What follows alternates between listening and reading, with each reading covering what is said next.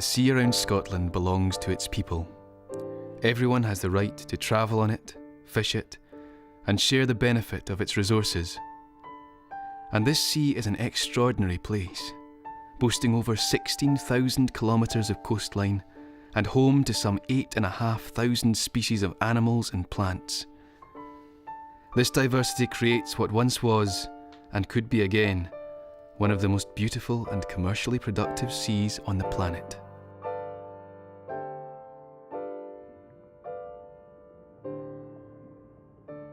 But in many places, years of mismanagement, malpractice and ignorance has brought entire ecosystems to their knees. Wastelands now exist where once there were habitats that rivaled coral reefs for diversity and beauty.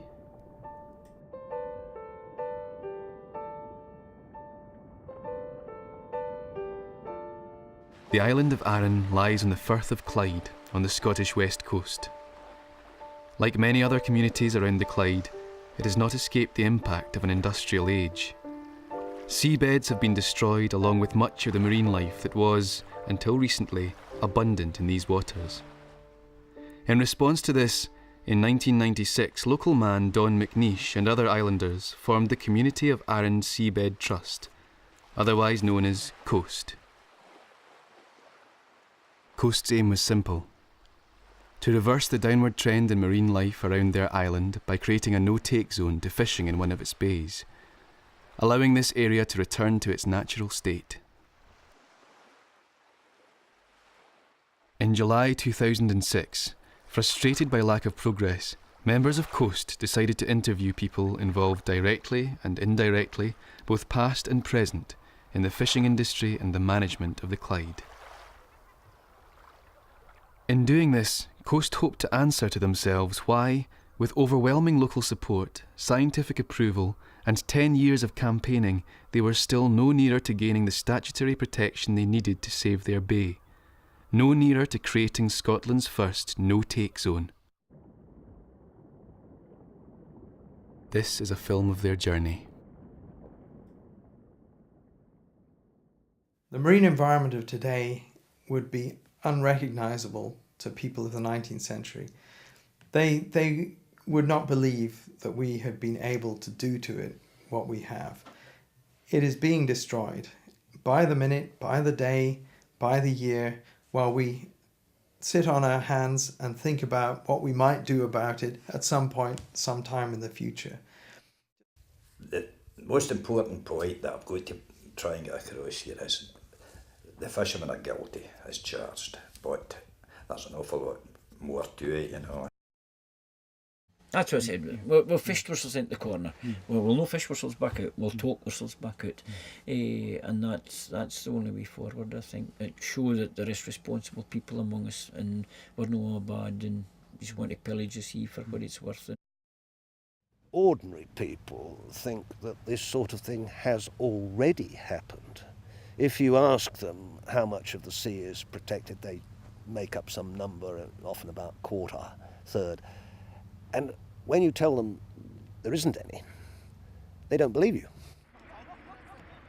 For the majority of people in Scotland, the decline in fish stocks has been observed not through science and report, but simply through what they catch. Sea angling skipper Tony Vass has witnessed these changes firsthand.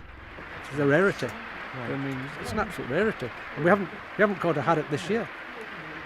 And we'd go originally over to Arran, and we'd say, well, we'll catch a box. That as well. It's not a problem.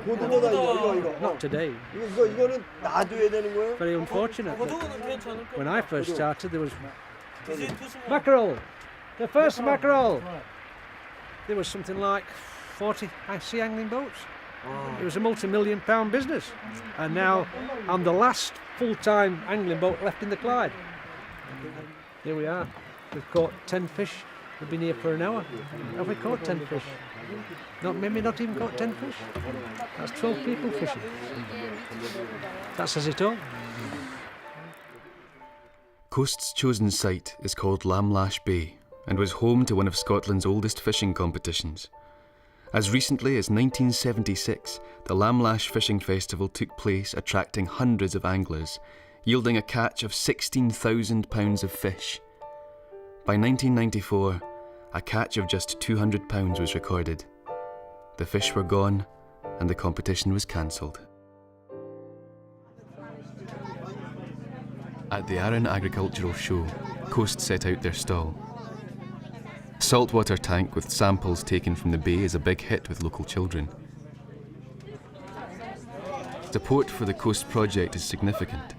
Over 1,600 people, about a fifth of the island's population, are members. The Coast project is really based on support of local people and visitors who come to Arran who really want to see this establishment of a no-take zone. So we have to be constantly seen by people here on Arran to be active and lobbying and getting their support. If you don't have the popular local support, it's not going to happen. Local diver Howard Wood has spent thousands of hours diving in Lamlash Bay and was directly involved in establishing the geography of the proposed no-take zone. The local fishermen chose the initial area, but it was also realised that Lamlash Bay was an excellent area because it was an easy geographical area to define. For the type of thing you're talking about, a no-take zone and marine protectors areas, you need to define the area now. It's quite simple. There's an entrance at the southern side at King's Cross, and there's an entrance from Clocklands to the north. And if a fishing boat is inside that area, he's inside Lamlash Bay. No-take zones have been set up from the Philippines to California and New Zealand to Kenya and are simple to create. They are used for their benefits to the environment and for fisheries. In Scotland, a no-take zone could be implemented in law by suspending the public right to fish. Well, it's a very simple idea, and the benefits come from the borders of marine reserves essentially being leaky.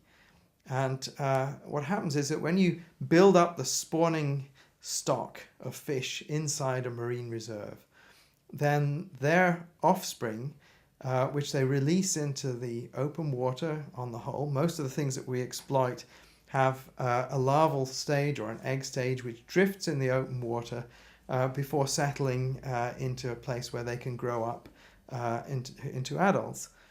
And water currents take those larval and egg stages out of marine reserves and into the surrounding fishing grounds. So reproduction by animals inside a marine reserve can benefit surrounding fisheries by restocking those fishing grounds.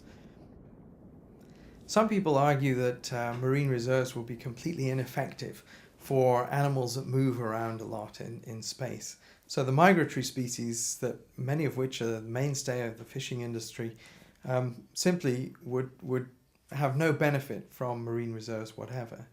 However, that's not really the case, because migratory species use particular areas at particular times of their life cycles. And when they gather together, for example, when they come to spawn, when they require particular habitats, for example, when they're juveniles and they're in the nursery habitats, those are times of great vulnerability, and protection of those life stages in the places that those life stages use could be very, very powerful way of enhancing the population of the species.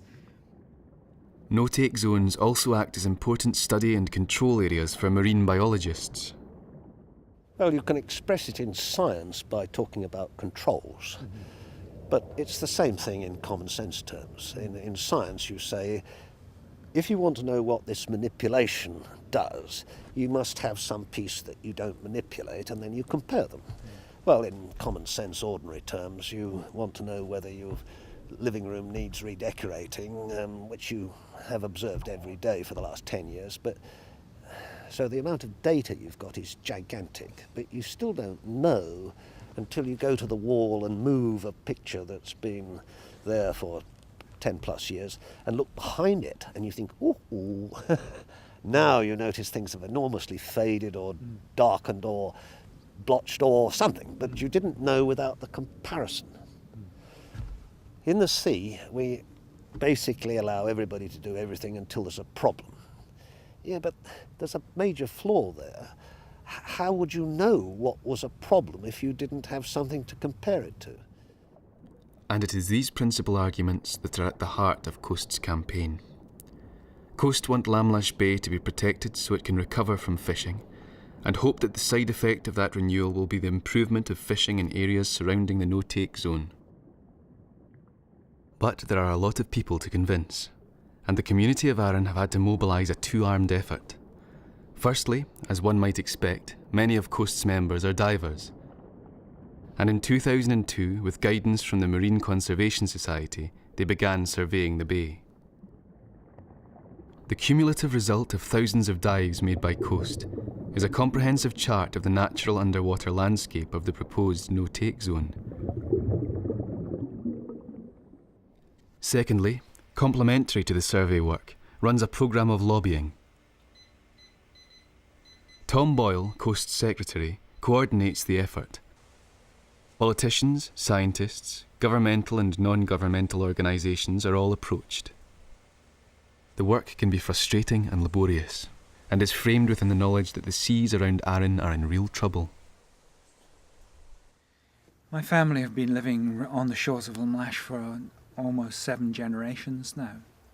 And in that period of time, we've seen Lamlash Bay and the Clyde go from one of the richest areas within Europe for marine stocks, for fish, basically, to an area where we're down to 2 commercial species, 2.5, if we take the smaller razor fishing that are going on. There are only prawns, which are 80% of the fishing industry, and scallop dredging that are left. So all the communities that lived around about the Clyde, who were fishing communities, have all disappeared. And we're down to the butt, really, of the bottom of the barrel. To properly understand the depth of feeling within the community of the loss of the public resource, it is important to understand the past and present of commercial fishing in the Clyde. For generations, the herring ring net fishery was the backbone of the coastal community's economy. But life in the Clyde has changed, and it's happened fast. Fishing's a different job now. There's no romance in it. I mean, when I went to sea, I was captivated by the job. There was romance. There was, whether it was maybe just being young that made you feel that way, but the romance was there. And going out the harbour, I mean, leaving the harbour on a Monday, the harbour was absolutely full of the village. There was women with prams, there was beautiful young ladies that you'd maybe been out with at the record hop on a Saturday night. These wee lasses come down for the Glasgow Fair, and you had, the whole village was there. Caravan, people that are living in caravans, people doing their holidays, all the kids, the old men, the old women. It was like a carnival when you went to sea. And this big fleet of ringers, 10 ringers, maybe 8 or 10 ringers sitting there with their big diesels going and the fumes everywhere, the tarry smell as they hauled the nets back, the herring scales flashing. I can remember all that. What a wonderful sight it was. The herring ring net was pure skill. There were no technology. I mean, a typical herring ring net in the sort of right into the 60s would have an old Kelvin Hughes echosounder, a compass, an old coastal radio telephone, and a steering wheel. That was the entire contents of the wheelers. It was all down to the man in the box. When I started fishing, an awful lot of the work was still done with the feeling wire, looking over the head of the boat in the burning, and the natural lower looking for appearances like whales and gannets diving, things like that, patches of feeding. I can still remember all these things. But they started to get more efficient echo sounders, sonars come into being, the mode of fishing changed. There were bigger boats come into the Firth with this new invention. There were ex-drifters, and they had this herring trawl that a big nylon net with wings on it that you pulled between the 2 boats. And I mean, if the herring were scant, if they were spread out, you know, just in little bunches, you couldn't get enough herring in the one place to get a ring to make it profitable. Whereas you could put this net over the side and trail it for the surface to maybe 50 feet down, and the same distance wide, it was 50 or 100 feet wide, and you could gather up the herring as you went. You'd maybe tow for 4 hours, and you get a good night's work. And the ring netters were running about, couldn't get a haul. It started to go pear-shaped for us in the Clyde, herring-wise, simply because we didn't adapt. We were too slow. The East Coastmen were busy getting bigger, more powerful boats, bigger nets, bigger gear. They could go further. They were putting in refrigeration and stuff, and we were happy to do basically what we'd been doing for the last 60, 80 years, which would make a good living, get home every weekend, nearly, you know, get a week or two off. The East Coastmen worked far, far harder than us. They went further. Do you know what Lucy said here? Take that down here, please. We started to go for after whitefish, which there was still plenty of. About 3 miles off the front of my house there. In the winter, February, March, there would be 60 or 70 boats working. Maybe more, maybe 70 or 80 boats working here on cod alone for 5, 6, 7 weeks. And every boat would have at least a minimum, I would say anything for 40, 50, 60, 70 boxes of cod at least a day. And it was all the spawning out hen fish basically, mostly hens with the roes in them. Now the roes were big money too, so obviously this was another thing. It was just the same as a hare. We thought this would never end. Men were becoming better at bottom trawling as well. They were working bigger nets, bigger doors because of these bigger boats, you know. And there was a lot of safe caught, a lot of cod caught, a lot of all the whitefish, and the flatfish as well, with these far more efficient, bigger mesh bottom trawls. It was just a progression. I think it's what they call evolution, isn't it? And that, everything married together, the better technology, the better boats, the bigger nets, the more skills, the skills we developed and honed, they all added to it. And the scary thing is that I've worked it out. It took 17 years to knacker the Clyde. That's all it took. Since God put them in the water, they'd been there. And in 17 years, I mean, it shows you the cleverness of the men. It shows you the resilience and the way, how they could adapt, which was a shame for the fish. I can sum it up quite easily. We get too clever, too quick. In the space of a few years, fish stocks that should have lasted forever were gone. The first stocks to collapse were the herring. The early 70s saw the last significant landings, and with them went the whales and the schools of dolphin that would follow the fish into the Clyde. By the late 80s, the white fish had followed them, and so went the ability of the common man to catch food for his table. The loss from an ecological point of view is, of course, immeasurable. Now in the Clyde, the trawlers rely on 2 relatively new fisheries, the prawn and the scallop. Herring fishermen always thought they were a wee bit kind of better. So with the result that when we did actually have to get tore into the prawns as such, it kind of brought you back to earth. I mean, the fish wasn't bad. Fish was still good enough. You know, you could have a bit of a thrill if you got 100 bucks haul of cod. You could still march up to the pub and give you a good feeling. But after the prawn thing, just absolutely broke your heart. You know, because if you weren't knocking your pan out at the prawns, you weren't making any money. The prawn fishing, it's as someone else said, it's a hateful job. You know, you stand looking at this haystack of things that size, and you have to, you know, tail them for the market. It's hours upon hours of just standing there. You know, the heap never seems to get any smaller. Prawns live in burrows where the seabed is muddy. Prawn trawls drag along the bottom and scoop up the prawns that have emerged from their holes. Unfortunately, many other species are caught in the process. They are brought onto deck and then discarded, usually dead, back into the sea. This is known as bycatch. Softer animals, such as these sea pens, don't even make it onto the boat. As the trawl goes over them, they are simply smashed into pieces and passed to the back of the net. In recent years, new net design has significantly reduced the bycatch from prawn trawls by allowing non-targeted mobile species to escape. But for many, the writing was on the wall from the very start. On that subject, prawn subject, I remember when the Campbellton boat started this, I believe it would be about 1958 in Kilbrannan Sound. Now, the herring ringnet men at that time protested. You know, they said, you're going to ruin the grounds. And the few guys that were going to do this prawn trawling told them not to be so silly, that nothing will happen to the grounds. I remember that as a kid, you know, hearing these guys talking about that in the pier, warning them that what they were going to do with trawl nets in Kilbrannan Sound would ultimately do damage.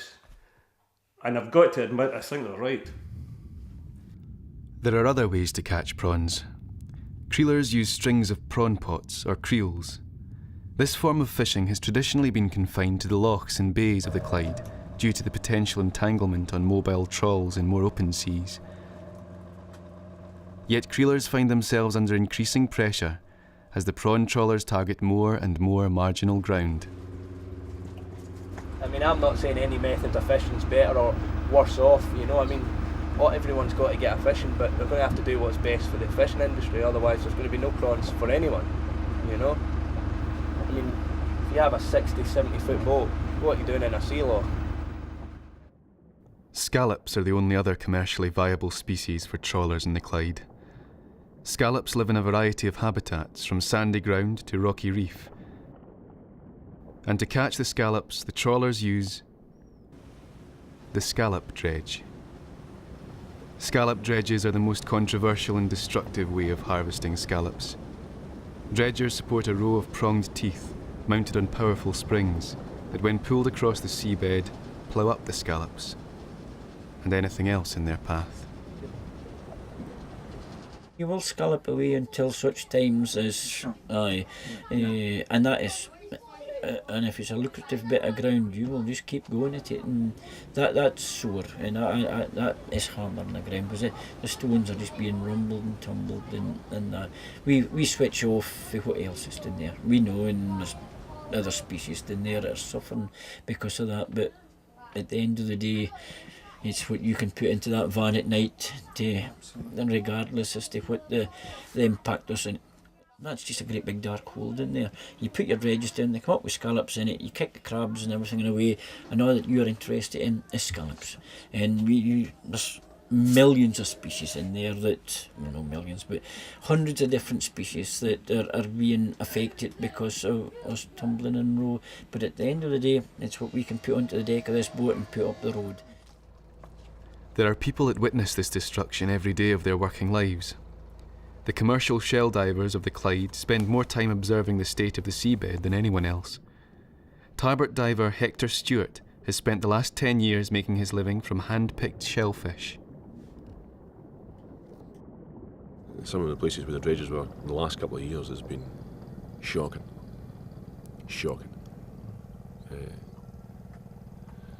If you could build a wall and pump all the water out and fill an area in its mass where it should look like, in the wee areas, the wee tiny pockets that haven't been dredged, and in the 90% of the area that has been dredged, you would see some shock, because it's utter devastation, and in a lot of value. I mean, I would probably say they kill thousands of pounds worth of stuff down there in a day to catch hundreds of pounds worth of scallops. You know, they're killing a far greater value than they're catching. And they just said because it was invented years ago, they say if it was banned today, it would never get off the ground. Well, that's no excuse. If it was invented today, then it shouldn't be allowed. You know, I mean, it shouldn't be allowed. If it's not environmentally friendly, it shouldn't be allowed. And it needs a strong person to stand up and say enough's enough. Because I've seen reefs that have totally disappeared. They aren't even there anymore. It's not as though there's just a wee piece of them left, or they're just not there. Just the teeth of the dredges going over and breaking wee bits off them, and wee bits off them, and small bits off them, and then it's just gone.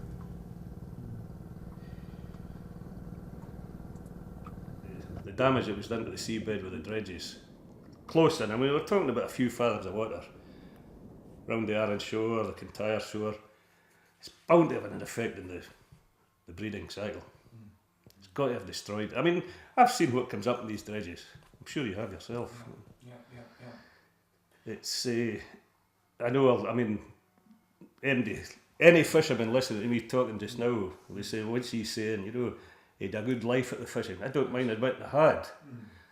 And as I've already said, I was sceptical for years about this claims that we were doing damage, but the more I thought about it, it's the proof's there. For local communities not involved in commercial fishing, the outlook is bleak.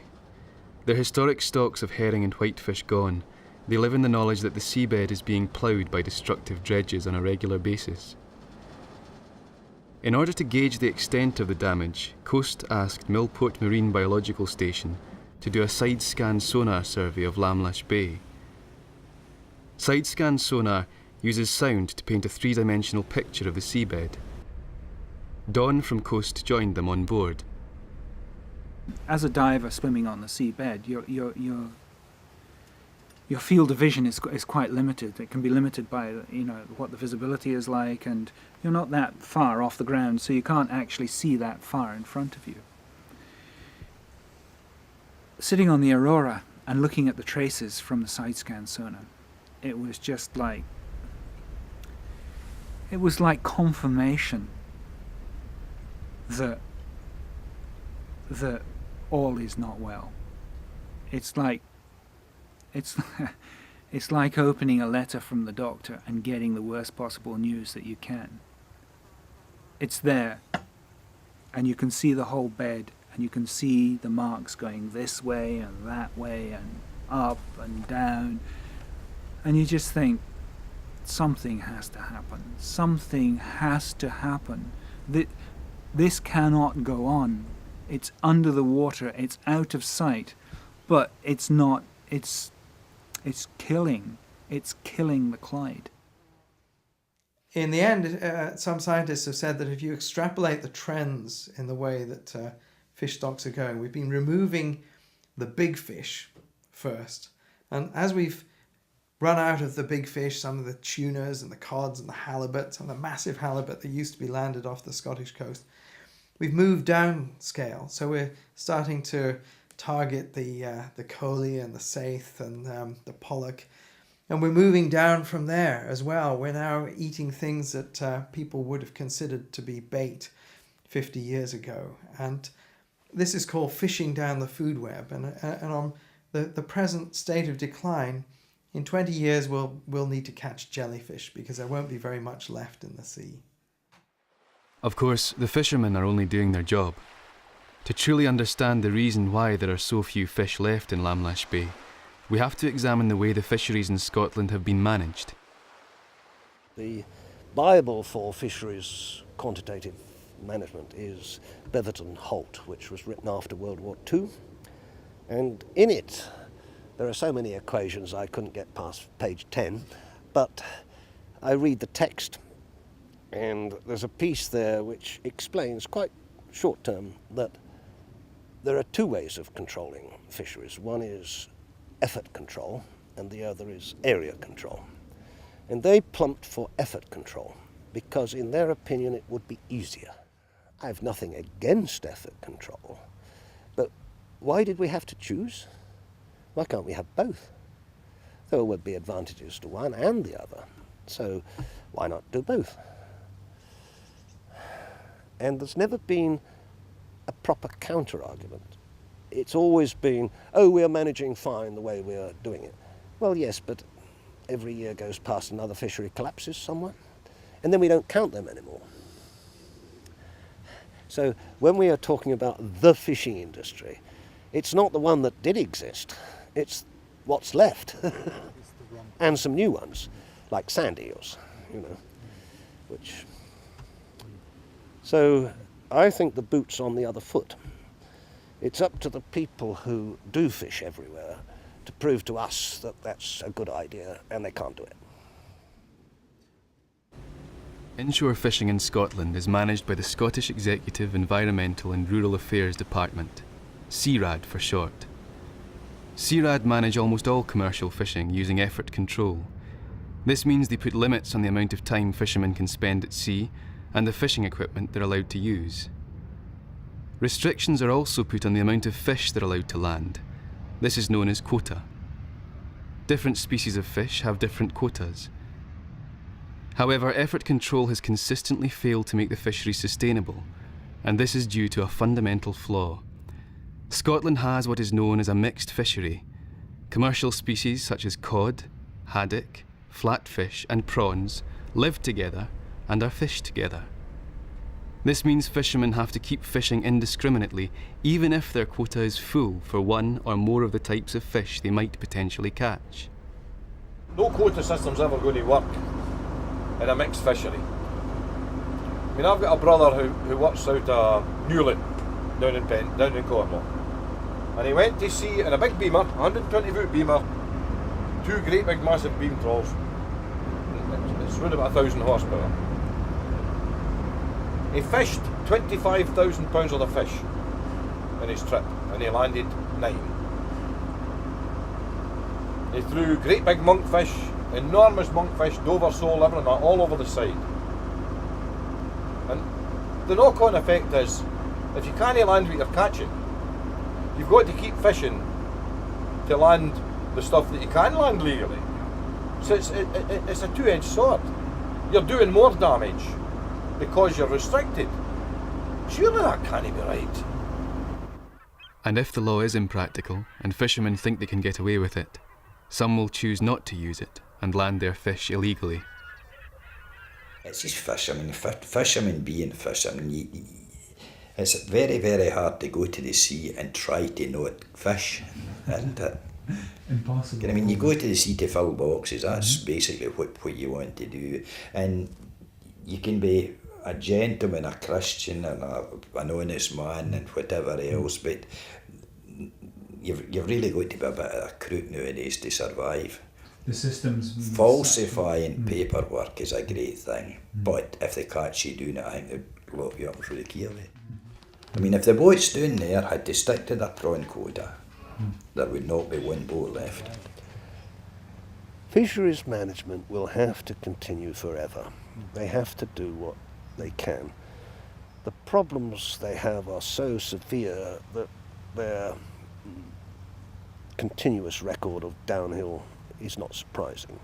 It's very difficult to get enough data. It's very expensive.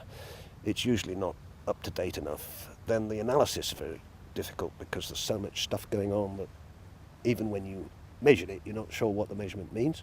And then, of course, there's illegal fishing and bycatch and all sorts of complications. They do the best they can. But the idea that it's adequate is no. The idea that it's perfect is laughable. And yet, even with the obvious problems with fishing based on effort control, and mounting global evidence that no-take zones act to enhance fisheries and maintain healthy ecosystems, there are still surprising levels of resistance to Coast's trial no-take zone in Lamlash Bay. It's truly amazing to me that the first people likely to benefit directly from marine reserves would be fishermen.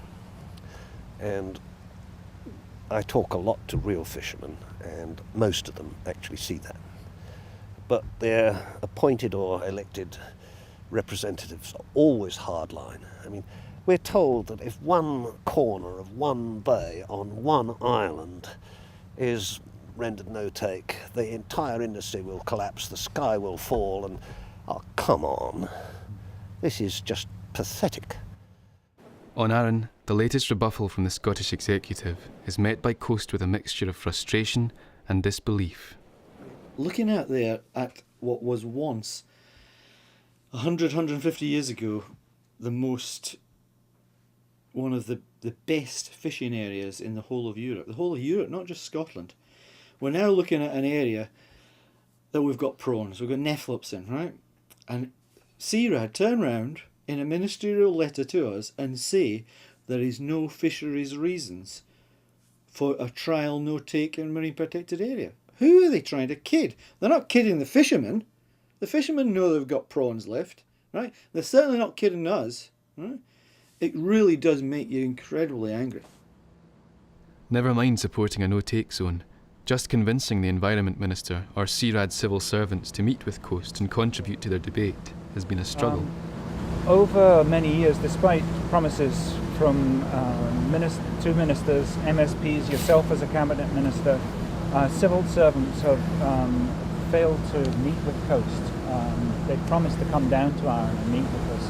What do you feel about that? I mean, I think that's reprehensible. When I was in the department, as you know, I was given assurances that not only would they meet with you, but they would be pleased to come to Arran and meet with you there. I had understood that those promises had been fulfilled, and I'm disappointed to learn that they haven't, and I'll certainly use my good offices to impress again upon those officials the importance of getting out of Edinburgh and meeting with local communities, those directly involved in the process of securing this consensual agreement, and getting a better understanding of the issues which exist in that regard. So I do think that if they haven't shown up, then that's an error on their part, which I hope will be rectified. The absence of any meaningful contribution from either CRAD or the Environment Minister has left Coast disenfranchised and frustrated. The first indication of the Executive's actual policy towards the community of Arran's proposal came eventually from the most unlikely of quarters. And I think we've got two reservations about a local initiative of the kind that you mentioned, much as we welcome the enthusiasm and interest that there has been, and the underlying motives, obviously. One is a sort of scientific reservation, and that relates to the fact that I think all the evidence points to networks of marine protected areas as being a much more effective mechanism for protecting the marine environment as a whole. So your goal should be to have some sort of network rather than to ad hoc sites, as it were, even if they're important sites in their own right. And then there's a more pragmatic argument, I think, which has been that obviously what we're trying to do is to persuade a whole range of stakeholders that we really need some sort of comprehensive system of marine spatial planning, fisheries management.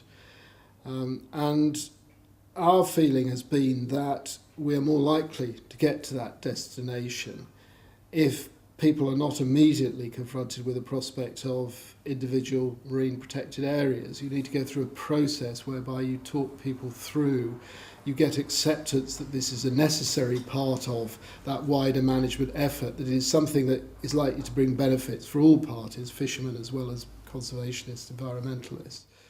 But I think fundamentally it's really a question of tactics, as well as I say, as a sort of underlying scientific belief that you'd be better to go for a network rather than just individual sites. In July 2006, around the time of making this film, the way in which Scotland managed its seas was under review. In the future, the seas of Scotland will be managed under what legislators describe as a marine spatial plan. The community of Arran were without support because tactically the government and its advisors were aiming for a future network of marine protected areas. They thought supporting the Coast proposal for an immediate no-take zone would jeopardise negotiations with fishermen's representatives on this new management structure. Marine spatial planning, when it is finally implemented, will redefine the way the seas of Scotland are managed. How it will actually work from a planning point of view is less clear, even to those directly involved in its development. How do you envisage marine spatial planning working? Would it be much in the same way as planning is on land? It can't be the same. Planning on land is a two-dimensional discipline. At sea, it's three-dimensional, and more than one person can have an interest in the planning unit. So it needs a whole new discipline. There's going to be a whole new army of bureaucrats trained in whole new disciplines, I hope. The development and implementation of marine spatial planning will be a complex and difficult process. No doubt when it's finally in place, it will be a powerful tool for managing Scottish seas. In the meantime, to find projects such as Coast on the sacrificial block for the greater goal seems to many to be ill-conceived. But I think the way forward is not to start with some grand scheme to try and dream up a marine reserve network for the country in its entirety. That would be the wrong way to go about it. And countries that have tried it that way have run into difficulties, insurmountable difficulties. Canada, for example, 20 years ago, decided that they wanted to come up with a grand plan for creating a marine protected area network for the entire country. They're still scratching their heads and thinking about a marine protected area network for the entire country, while the state of the resources in the sea has gone downhill steadily since then. Really, the important thing is to grasp the opportunities that exist right now and to go forward with the protection of those places and build a network over time. Rome wasn't built in a day. A marine reserve network for this country will not be built in a day. Although ideally all the models show that you need, in the end, that it's worth having quite a significant proportion of the environment partitioned up in this way. The exact proportion depends on the degree of overfishing, incidentally. So if you can get overfishing down, then you don't need so much, you only need a little. But if there's a lot of overfishing, then to compensate for that, you might need as much as a third of the key environments. I don't necessarily mean the whole ocean, but it might be the immediate sublittoral zone, spawning areas, or so on, protected. But you don't need to begin there, and quite often you can set up small pilot areas on a purely temporary basis, ideally for at least 5 years, and see if they work. And usually within that time, you're getting benefits to the fishermen immediately around the area. And instead of saying, oh, we want to get rid of it, they're often saying, well, can we make it bigger? The coast proposal is very straightforward. It's for a simple closure of the sea to fishing. It can take place under existing regulation. It can take place within a couple of months. You could establish a network of marine protected areas using a similar deal. Marine spatial planning is a completely different thing. That's an organisational tool which marine managers will use to come to more joined up thinking than they've been able to come up with so far. Now, although that will, doubtless help in the long run, it doesn't deal with the problem of overfishing that we've got at the moment. How long a time frame do you think we would be looking at in putting forward a network, or surveying the ground and drawing up a network, and then negotiating a network with the various stakeholders? Well, it's always very difficult to put a time scale on that sort of activity. And I think we have to recognise that the process that you go through is very important. As you, I'm sure, would recognise yourselves, actually getting people to understand what it's all about, why you're trying to do it, is very often the key to actually making a success of it in the long run. So I'd hesitate to put a firm time scale on it, but I think we're talking about something in the range of the sort of 5 to 10 year time scale is possibly realistic. How long do you think it would take to establish something like that? Right. In our response to the Scottish Fishermen's Federation response to the UK Marine Bill, which I drew for the SFF, I suggested that no marine spatial planning should be binding. I didn't say it shouldn't exist, but it should be binding for 20 years, because we're starting from a knowledge base of zero. The delays and hold-ups are something that many members of Coast, already a decade down the campaign trail, find incredibly frustrating.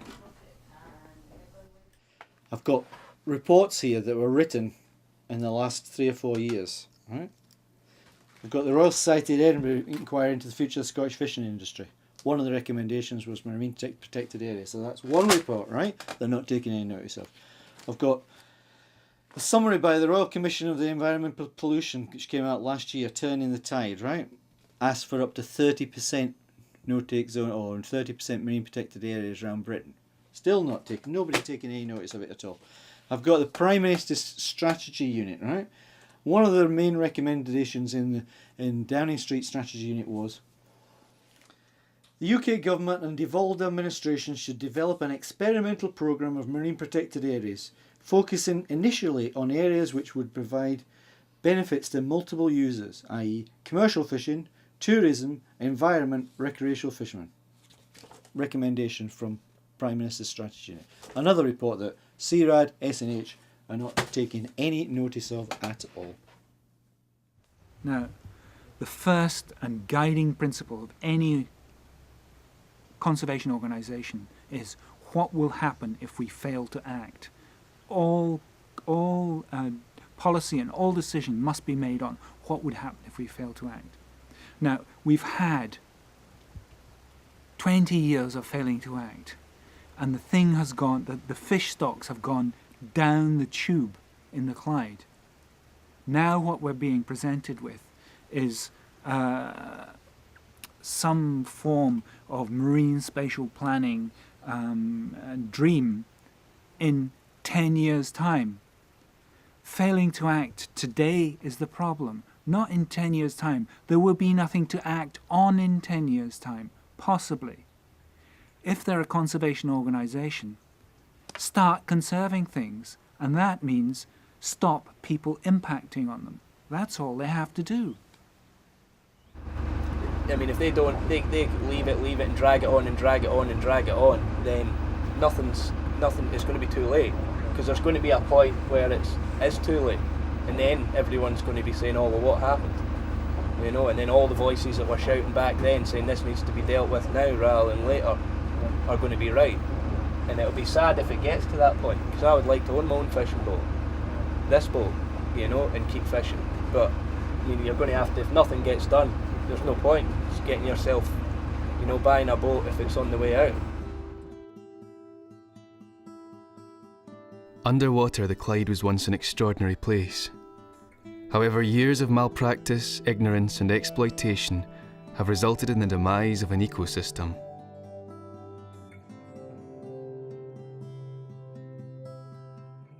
No-take zones work.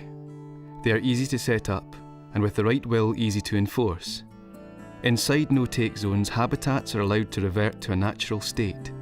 Animals grow bigger and provide more young that enhance other areas. No-take zones also act as controls that allow scientists to study animals in a natural habitat and make more informed judgments about areas that are not protected.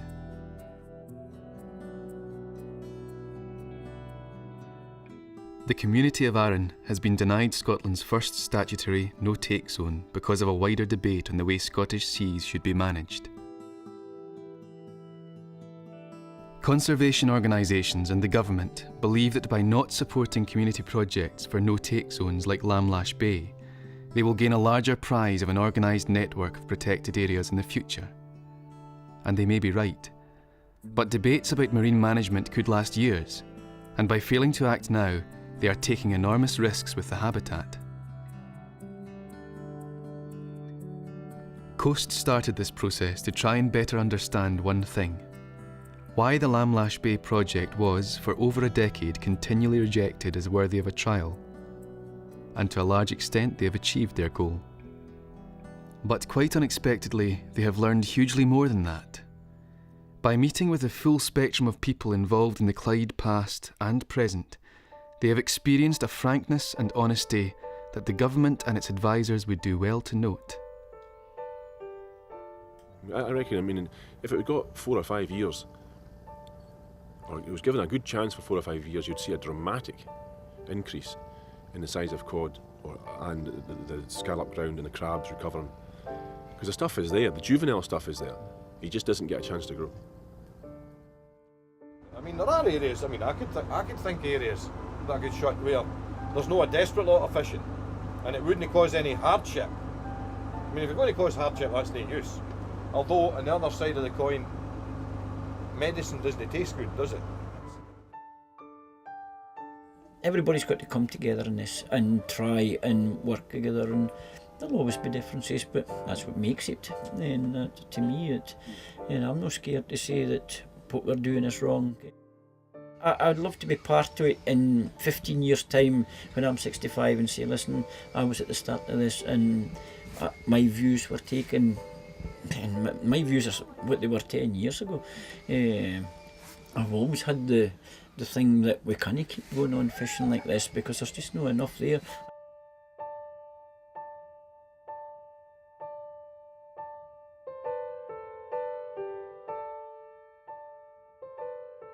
The journey towards creating Scotland's first no-take zone has been a long struggle. However, there is hope. In the autumn of 2006, in response to the Coast Campaign, the Scottish Parliament's Environmental and Rural Development Committee summoned an inquiry. This body is composed of politicians from all political parties, and everyone involved in the debate had a chance to have their say. From the discussion, a new idea emerged. An idea encompassing both the coast proposal and a wider proposal brought by the commercial fishermen for sustainable marine management. As a result, the committee have asked the Environment Minister to use the remainder of 2006 to develop the new proposal with a view to implementing it in 2007. If the Minister acts on this recommendation, he will give the people of Arran what they want: a piece of the seabed safe to return to its natural state, a piece for their grandchildren, and a piece of the Scottish seabed they can truly think of as their own.